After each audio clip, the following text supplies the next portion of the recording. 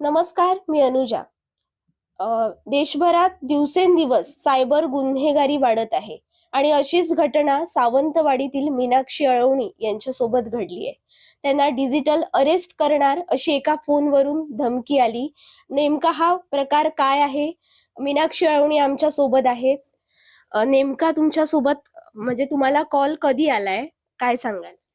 25 तारखेला सोमवारी सकाळी मी माझ्या रुटीनप्रमाणे आवरत असताना मला एक कॉल आला, ज्याच्यामध्ये असं सांगण्यात आलं, की तुमच्या नावे हा मोबाईल नंबर रजिस्टर्ड आहे आणि हा call notification unit TRAI department दिल्लीमधून केलेला आहे आणि तुमच्यावर हॅरॅसिंग टेक्स्ट आणि ब्लॅकमेलिंग आणि इल्लीगल ॲडव्हर्टाइजमेंट्सचे गुन्हे दाखल केलेले आहेत. आणि तुमच्या नावे एक HDFC बँक सदर बाजार दिल्लीमध्ये एक अकाउंट ओपन केलेलं आहे, ज्याच्यावर 600 मिलियन रुपीजचं दीड महिन्यामध्ये ट्रान्झॅक्शन आहे आणि हे सगळे ट्रान्झॅक्शन्सचे मनी लॉन्ड्रिंग आणि ह्युमन ट्रॅफिकिंगमध्ये मधून आलेले हे सगळे पैसे आहेत. त्यामुळे आम्ही तुम्हाला CBIच्या अंडर सर्व्हेलन्स घेत आहोत. व्हिडिओ सर्व्हेलन्स तुमचा केला जाणार आहे. इथून पुढे तुम्हाला सर्व्हेलन्स संपेपर्यंत कोणताही कॉल घेता येणार नाही. तुमच्या सगळ्या अपॉइंटमेंट कॅन्सल करा आणि आम्ही आता CBIच्या सिनियर सरांशी तुमचा कॉल ट्रान्सफर करत आहोत. त्यांच्या इन्व्हेस्टिगेशनला तुम्हाला सामोरं जायचं आहे. नेमकी ही घटना कधी घडली आहे तुमच्या सोबत? म्हणजे आणि तुम्हाला कोणत्या प्रकारची धमकी दिली गेली आहे फोनवरून? धमकी नाही, पहिलं हेच शॉकिंग होतं सगळं. आणि 25 तारखेला सकाळीच झालेलं आहे हे, आत्ता 25 नोव्हेंबरला. आणि मी त्यांना सांगितलं माझा या नंबरशी काहीही संबंध नाही आहे. माझं HDFCमध्ये अकाउंट नाही आहे. त्याच्यावर त्यांनी मला सांगितलं, "तुमचा हा आधार कार्ड नंबर आहे." मी म्हटलं, "मला चेक करावा लागेल." ते म्हटले, "येस, चेक करा." तर मी चेक केला तर तो बरोबर त्यांनी सांगितला तो नंबर होता. मग त्यांनी सांगितलं, की "मग आधारचा मॅडम मिसयूज झाला असेल, कारण हे आधार कार्ड वापरून ह्या सगळ्या गोष्टी झालेल्या आहेत." आणि तर मला मला रडायला आलं. मला खूप भीती वाटली. मी म्हटलं, "आप बहुत छोटे लोगों को पकड़ते हो और बड़े-बड़े लोग तो छूट जाते हैं." तर त्याच्यावर त्यांनी आम्हाला जोरात ओरडून सांगितलं, की "रोना-धोना बंद कीजिए, आपको कोऑपरेट करना है और ये जो बड़ा स्कैम चल रहा है, ऐसे बहुत सारे लोगों को फँसाया जा रहा है, तो इसीलिए हम ये आपको अंडर सर्वेलेंस लिया है। आप अगर इनोसेंट है, तो आप तो छूट ही जाने वाली है। तो इसलिए आप आराम से हमारे सर्विलेंस को सामना करें और जो भी पूछा जाता है उसका जवाब दीजिए." तो वही हम ढूँढ निकालने वाले हैं कि कौन लोग हैं इनके पीछे.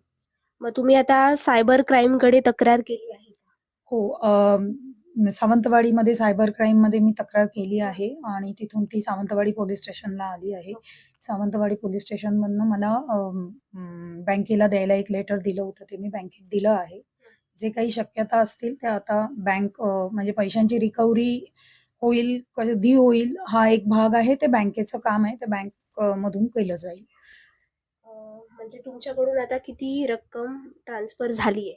₹1,26,000 ट्रान्सफर झाले आहेत आणि पहिल्यांदा जेव्हा म्हणजे हे सगळं होत होतं, पहिल्यांदा माझा जो अविश्वास होता त्याच्यावर त्यांनी मला एक लेटर पाठवलं.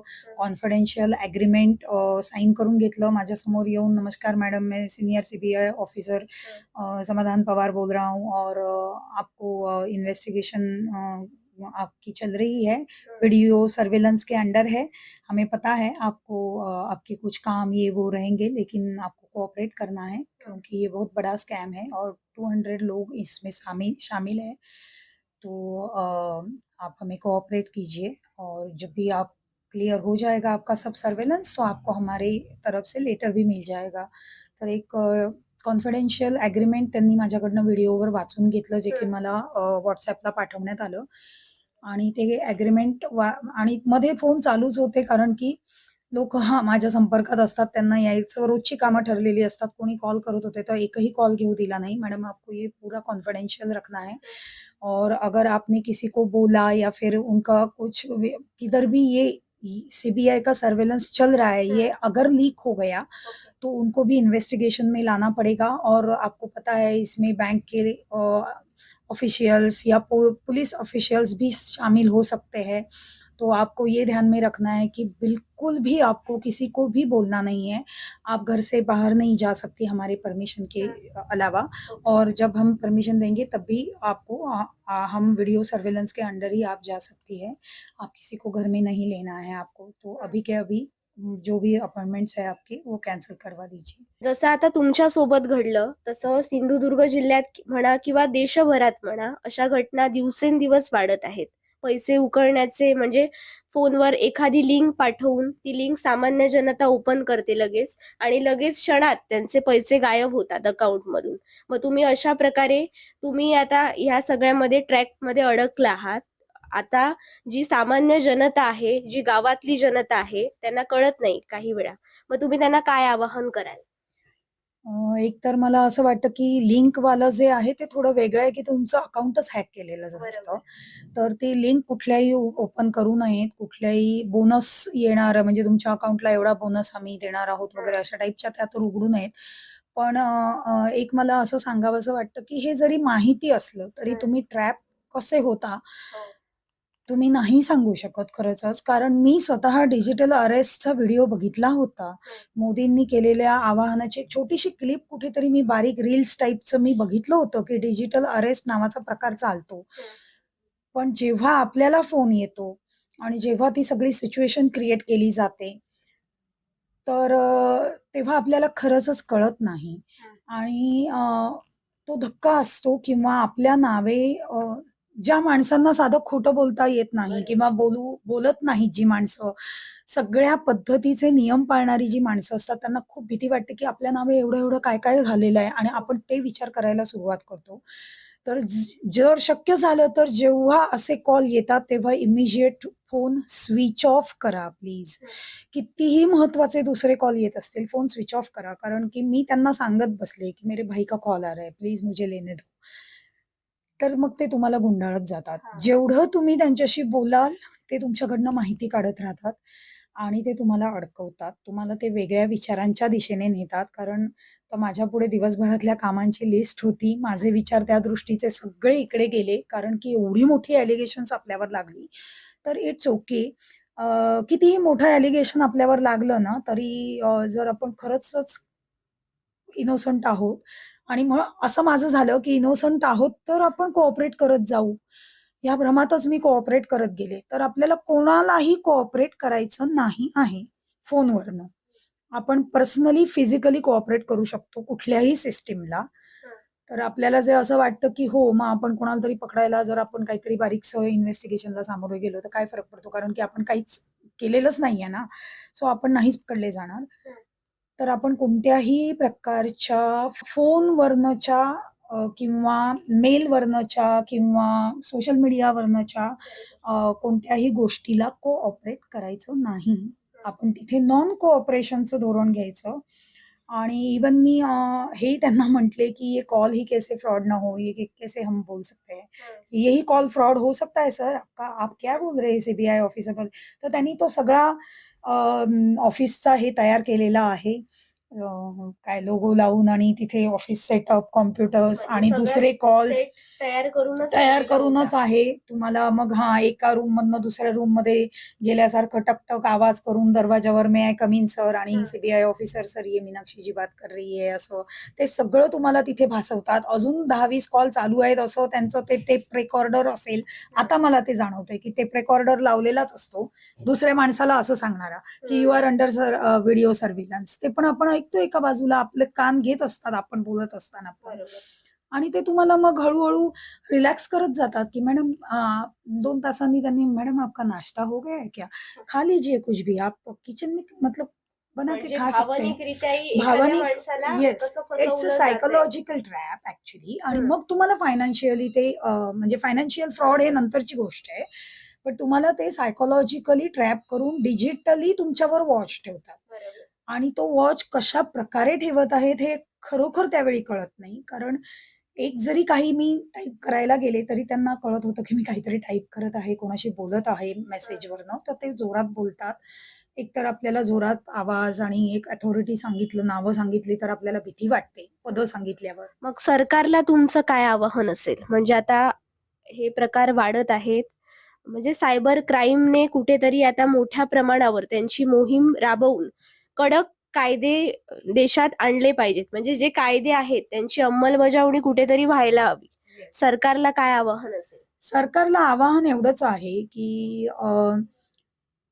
ज्या लोकांना पकडलं जाईल ना, त्या लोकांना सोडू नका ॲट एनी कॉस्ट. कारण तुम्ही दंड घ्याल, तुम्ही काहीतरी 1-2 वर्ष, 4 वर्षांची जी काही शिक्षा द्याल, त्याच्यानंतर दुसरे अजून कोणीतरी करतील. सो जे कडक धोरण आहे आणि धोरण नसेल कडक, तर अजून कडक धोरण करा, की ज्या योगे ह्या व्यक्ती पुन्हा ह्या नाही, दुसऱ्या व्यक्ती करताना पण ते कचरतील. आपल्या जीवाला किंवा आपल्याकडून काय होणाऱ्या म्हणजे पैसे काही रिकव्हर होतील, नाही होतील, तो वेगळा मुद्दा आहे. ही हॅरॅसमेंटची केस म्हणून घ्यावी. म्हणजे जसं हे आहे ना, सेक्शुअल हॅरॅसमेंट ॲक्ट आहे, तशी ही सायकोलॉजिकल हॅरॅसमेंट आहे. It's not only financial fraud. हे फक्त फायनान्शियल फ्रॉड नाहीये. तुम्ही 25 तास कंटिन्यू किंवा कोणी आता मी काही ऐकलं आहे ते 7 दिवस, 30 दिवस तुम्ही अंडर व्हिडिओ सर्व्हिलन्स असणं, हे तुमच्या मनावर किती आघात करणारं आहे. सो सायकोलॉजिकल हॅरॅसमेंटच्या अंडर हे चालवलं जावं, याचं फास्ट ट्रॅकिंग व्हावं आणि बँकांना वगैरे सुद्धा पटापट इन्स्ट्रक्शन्स मिळून त्या प्रोसिजर ज्या आहेत त्या जरा डिजिटली कराव्यात. म्हणजे बाकी सगळं जर डिजिटल चाललं आहे ना, तर बँकांनी मेल करणं आणि हे करणं पटपट करून पुढे जावं आणि त्या कुठे पैसे थांबवता येतील आणि कसे परत मिळतील हे बघावं. हे सरकारला आवाहन आहे. आणि सामान्य लोकांना ज्यांच्या आसपास असं जर कोणाचं डिजिटल अरेस्ट झालं किंवा काही फ्रॉड, सायबर फायनान्शियल फ्रॉड झाला, तर त्या लोकांच्या आसपासच्या लोकांनी, फॅमिली मेंबर्सनी कृपा करून त्यांना असं म्हणू नये, की "तुला आधी कसं लक्षात नाही आलं? तू खाली कशी जाऊ शकली नाहीस? तू फोन बाजूला ठेवायचा होतास.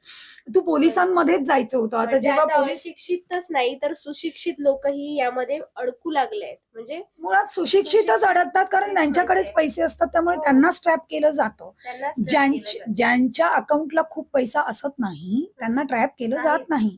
आणि ज्यांना डिजिटल माध्यम हाताळता येत नाही, त्यांना ट्रॅप करण्याचा प्रश्नच नसतो, कारण हो. त्यांच्याबरोबर बँकेत जायला कोणीतरी दुसरा माणूस लागणार. मग त्यांना आणि एकटेच त्यांचं व्यक्ती फोन हवे आहेत. वापरणंही मर्यादित आहे. म्हणजे हां. ज्यांना सो use करता येत पोलिसांकडे नाही. जेव्हा जातो किंवा समजा सायबर सेल आहे आणि तिथे कंप्लेंट नोंदवायला गेलो, तर पोलिसांनी "काय मॅडम तुम्ही एवढ्या सुशिक्षित असून तुम्ही" असं म्हणू नये कृपा करून, कारण इथे सुशिक्षित का अशिक्षित हा मुद्दा नाही. माझ्या माहितीमध्ये ज्या व्यक्तीने एका सायबर क्राईमच्या डिजिटल अरेस्ट कोर्स केलेला आहे, की कशी अरेस्ट होते आणि कसं फसवलं जातं, त्या मॅडम स्वतः 3 तास डिजिटल अरेस्टमध्ये होत्या आणि त्यांचा नवरा आला म्हणून त्या चुकून वाचल्या. नाहीतर त्या किती काळ असू शकल्या असत्या हे त्यांनाही माहिती नाही आणि कोणालाच माहिती नाही. सो असं नाहीये, त्यांना कोर्स करून माहिती होतं, की कसे अरेस्ट करतात. मुद्दा हा नाहीच आहे, की कसे तुम्ही बळी पडलात. बळी पडला आहात ही फॅक्ट आहे आणि ह्या ट्रॉमामधनं बाहेर पडायला वेळ लागतो. सो तेव्हा नातेवाईक आणि इतर समाजातले जे कोणी लोकं ओळखीचे भेटतात, ज्यांना कळतं, त्यांनी कृपा करून असं म्हणू नये, की "हे असं कसं झालं? तसं कसं झालं? तुला हे कसं कळलं नाही? ते कसं कळलं नाही?" ते कळलं नाही आहे. स्वतः तो माणूस भयंकर अपराधी भावनेमध्ये आहे. इव्हन म्हणजे आता असं होतं, की आपली काही लायकीच नाहीये, आपल्याला काहीच जमत नाही आहे आणि आपण हे काय मोठा गुन्हा करून ठेवला आहे, असं आपल्याला वाटतं. आपण चुकीच्याच ठिकाणी कोऑपरेट करायला गेलो आहोत. सो तो स्वतः ती व्यक्ती भावनांच्या खड्ड्यात गेलेली असताना, गोंधळामध्ये, निराशेमध्ये असताना, चिंतेमध्ये असताना, आणखीन कृपया कोणी अशी भर घालू नये. उलट एवढंच म्हणावं, की "हे झालं आहे, ठीक आहे, पैसे गेले, तू ठीक आहेस ना? आता आम्ही काय मदत करू सांगा?" कारण लिटरली ते ज्या क्षणी कळतं तुम्हाला आणि तुम्ही ते सावरायचा प्रयत्न करता, तर तुम्हाला पोलिस स्टेशनला जाण्यासाठी सुद्धा मदत लागू शकते.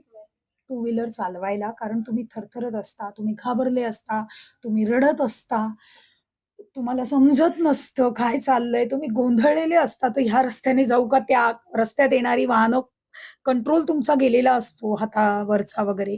तर लिटरली तुम्हाला जर पोलिस स्टेशनला घेऊन जाता आलं त्या माणसाला, की "ठीक आहे, तू आम्हाला सांग, आम्ही पोलिसांना सांगतो." किंवा कोणीतरी बरोबर असणं हे फार महत्वाचं आहे. इव्हन सायबर ह्याची ऑनलाईन कंप्लेंट नोंदवताना सुद्धा तिथे कोणीतरी बरोबर तर अशा प्रकारे सावंतवाडीतील मीनाक्षी अळवणी यांच्यासोबत डिजिटल अरेस्टचा प्रकार घडला. हा प्रकार तुमच्या सोबतही होऊ शकतो. त्यामुळे तुमच्या सोबत असं काही झाल्यास तुम्ही लगेच ऍक्शन घेऊन पोलिसात तक्रार केली पाहिजे. सावंतवाडीहून अनुजा कुडतरकर, तरुण भारत न्यूज, सिंधुदुर्ग.